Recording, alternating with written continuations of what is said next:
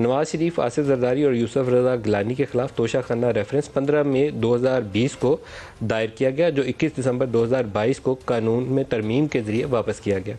आसिफ जरदारी के खिलाफ पाक लेन केस में 24 जुलाई 2019 को रेफरेंस दायर हुआ, जो 25 जनवरी 2023 को वापस किया गया।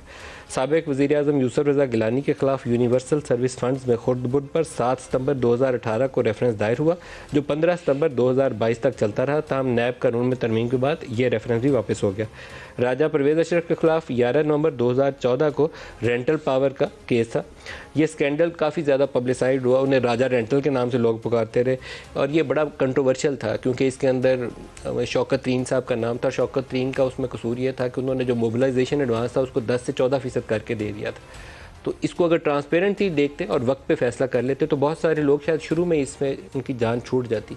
लेकिन हमारा निज़ाम ऐसा है कि 10 सालों से केस लगा हुआ है, अभी भी नैब कानून में तरमीम